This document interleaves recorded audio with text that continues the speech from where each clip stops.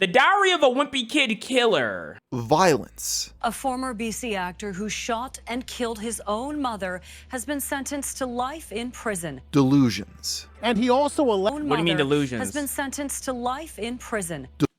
Delusions. Acting Ryan Hasselhoff pleads guilty to killing his mother, reveals his plans to assassinate Canadian Prime Minister. Hey, I'm live on Twitch every single Wednesday, Friday, and Sunday. Link is in the description. I better see you there. Why? Delusions. And he also allegedly had plans to assassinate Canadian Prime Minister Justin Trudeau. Arrests. Law enforcement officials in Vancouver explained to Deadline that Grantham has been in custody since 2020. Today we'll look into the story Why? of one of the wildest downward spirals of an actor in recent memory. And it's crazy to think that a star from the Diary of a Wimpy Kid movie will be spending the rest of his life in prison. That's not too crazy to think.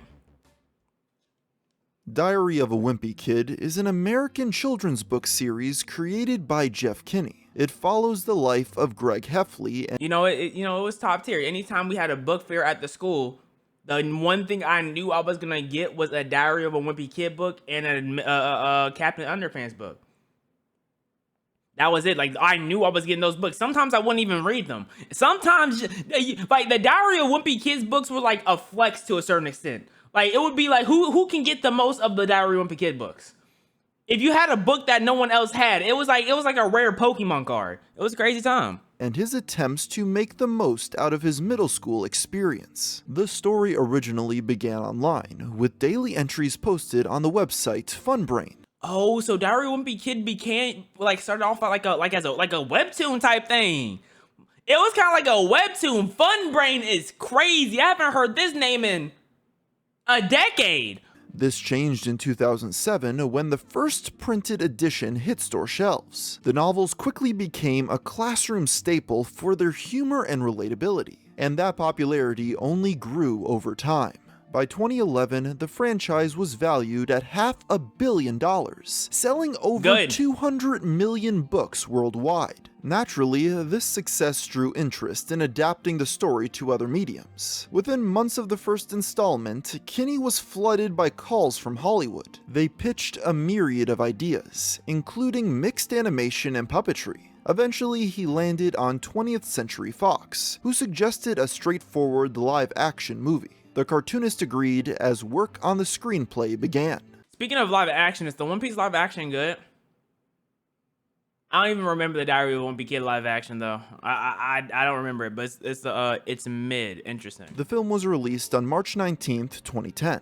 Though panned by critics who found Greg Heffley unpleasant, it was a box office success. Fans praised the movie for being faithful and well-made. In most adaptations, there's controversy over the casting decisions. That was not an issue here, as much thought was put into portraying each role. That takes us into the... Oh, I remember this piece of cheese!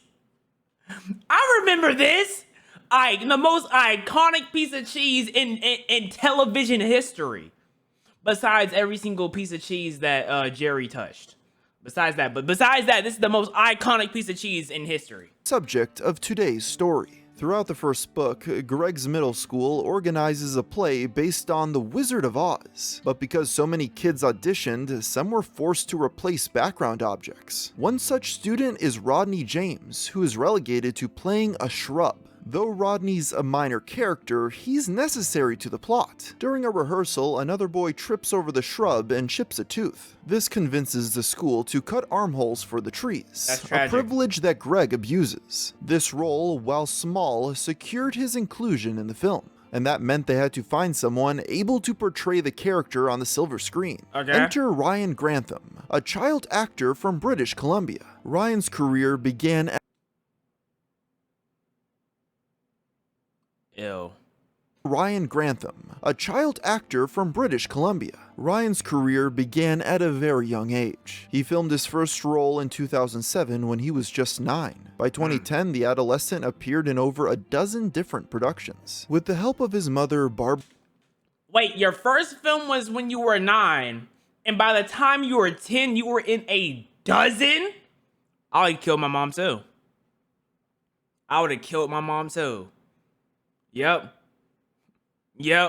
I'm not gonna lie to you. Barbara Waite, the aspiring actor was tireless in seeking out roles. It was in this search that they came upon a casting call for Diary of a Wimpy Kid. Like so many times before, Ryan auditioned and got the job, appearing in the film as Rodney James. While the role was ultimately insignificant to his career, one of his scenes became memorable amongst fans. That was because it showed the boy playing Mario Kart on the Nintendo DS. Ryan would become more well-known for his performances afterward. In 2011, he starred in a 9-minute short called Liz, which centered around two kids running away. It was critically acclaimed, with the boy winning a Young Artist Award for Best Performance in a Short Film. The young up-and-comer appeared extremely promising. This man, hold on, he got accolades on his name though. Like, he was really like that.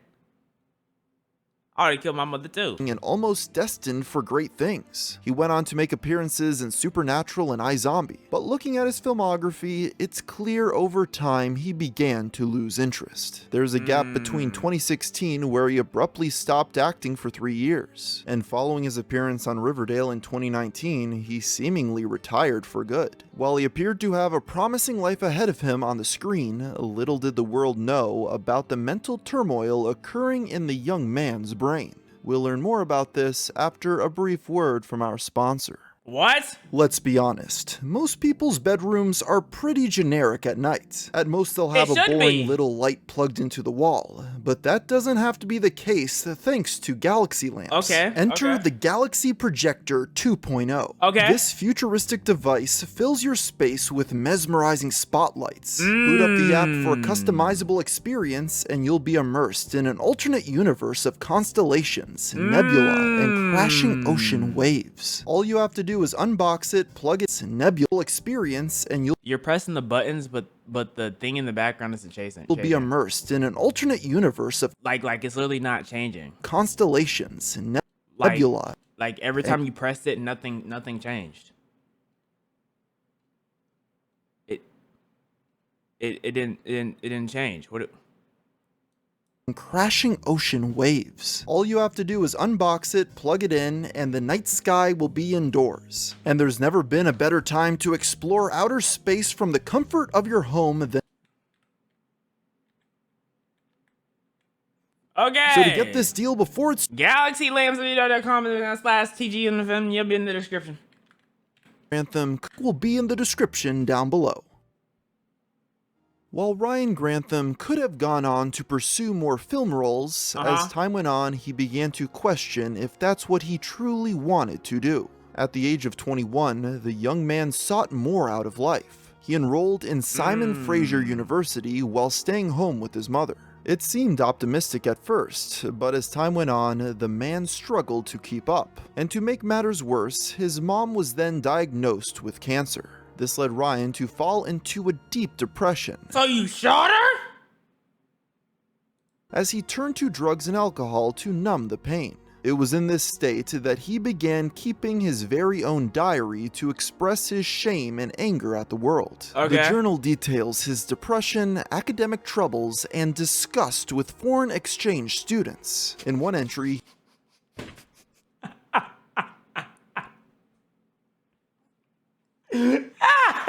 his life is just hard. He's struggling in school.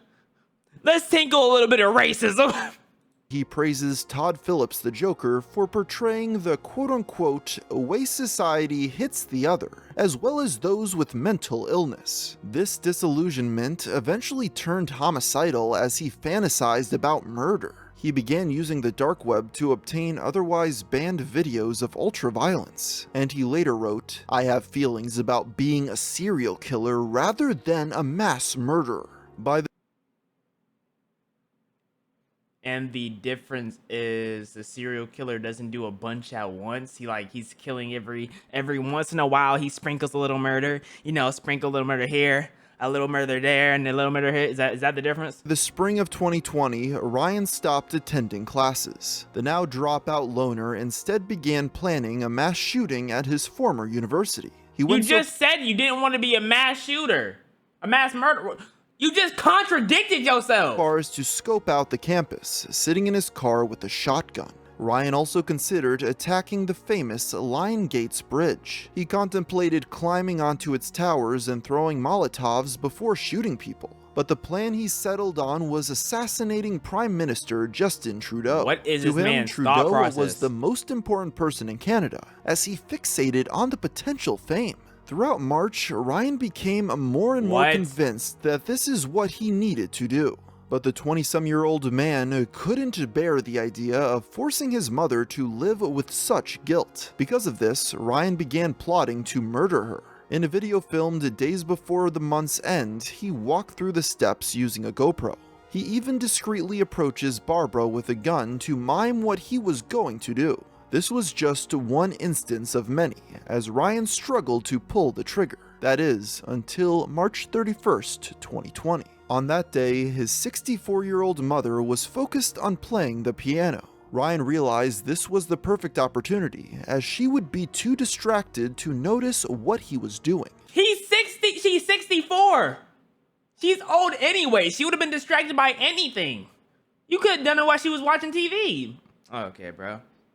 He retrieved his .22 caliber handgun and sat on the front steps. He loaded and unloaded the firearm for 15 minutes before deciding to follow through. Ryan then walked inside, held the gun to the back of his mother's head, and fired. Barbara died immediately, collapsing to the floor. It was only then that everything began to set in. Ryan proceeded to write a final journal entry expressing remorse. It apologizes to his mother and sister before addressing his Hollywood career. There's a lot of media of me out there.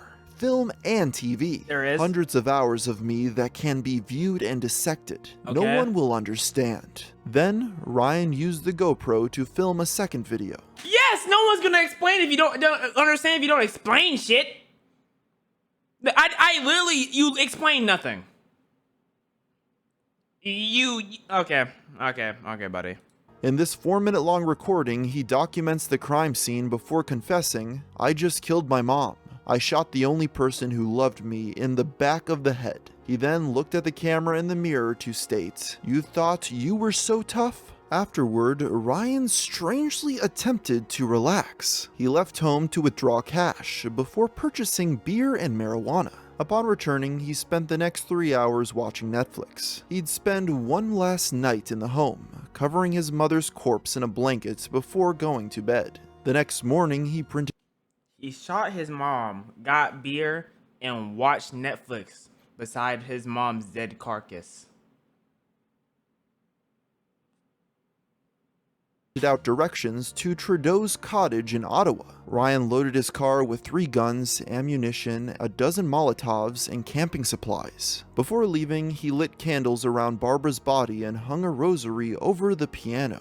And with that, the once child actor began driving east. It was at this point that Ryan's sister Lisa became concerned for her family. Neither her brother nor mother were returning any phone calls or messages. Okay. Because of this, she decided to visit the townhome, only to discover a crime scene. She then found a note left by Ryan confessing to what he had done. Law enforcement I don't even know how I would feel if I was the sister. My brother killed my mom. Like what type of bullshit is this? Like the absolute anger that would be going through my heart, the confusion that would be going through my head. Like why? And then you get left with a piece of paper that says, the media has me everywhere. No one can truly understand. Nigga, you didn't even try. You didn't try to let anyone understand. Enforcement quickly initiated a homicide investigation, inquiring the public for information. Ryan wouldn't make it far into his trip. It was infeasible, as the distance required 2 days straight of driving. Because of this, upon reaching Hope, BC, he turned around. For a brief moment, he considered attacking the 2 other locations he scouted, but instead he drove to the police headquarters in East Vancouver to turn himself in. He approached an officer sitting in a police car before bluntly stating, "I killed my mother." Ryan was arrested and immediately charged with first-degree murder. They searched his vehicle, discovering the journal and videotape confessions. He pled guilty just a year later, accepting a deal that lowered it to the second degree. During the sentencing hearings, Ryan's lawyer argued that he deserved leniency. The defense reasoned that the killing was not done out of hatred or animosity, so he was of lesser risk to the public. They also pointed to his mental health issues, a lack of criminal record, and willingness to turn himself in. Under psychiatric evaluation, he was diagnosed with cannabis use disorder and depression. Ryan would receive counseling in prison to address his emotional and psychological issues. This made him optimistic that if released, he would continue on the path of bettering himself. In June of 2022, he formally apologized to the court. "I cannot explain or justify my actions. I have no excuse. It hurts me to think about how badly I've wasted my life." He killed his mom for no reason.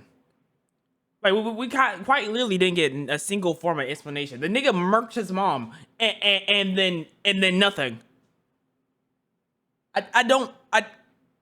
What? In the face of something so horrible, saying sorry seems so pointless. But from every fiber of my being, I am sorry. His sister, however, was unconvinced. Lisa remained adamant that her brother was a danger to society and that the murder had devastated her life and career. In a victim impact statement, she told the court, "How can I trust anybody when my only sibling chose to execute my mom when her back was turned?" On September 20th, 2022, Ryan was sentenced to life imprisonment. He will remain there for Actor handed 14 years of parole ineligibility and life sentence. At least the next 14 years when he becomes eligible for parole. While it's unknown exactly what the future holds, his lawyer has since expressed concern. 8 days after the decision, Chris Johnson spoke to news outlets in fear of his client's safety. He stated that because Ryan looked like a 17-year-old, he was at greater risk of being assaulted. As of the time of writing, it remains to be seen if he is successful. So there you have the story of the downfall of an aspiring actor. I don't understand why. Like, well, he doesn't even understand why. Nobody seems to understand why. He just did it.